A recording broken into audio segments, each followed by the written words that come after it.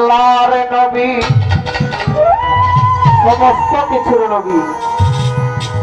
সেই কালামটি মেরাজের একটি ঘটনা অবশ্যই শুনলে সবারই পরিচিত। আমি কথা না বেরিয়ে কালামটাই বলি সরাসরি।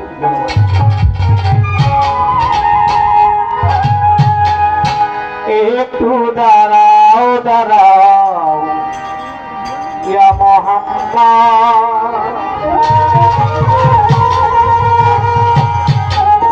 আমার নয়ন ভরে তোমায় দে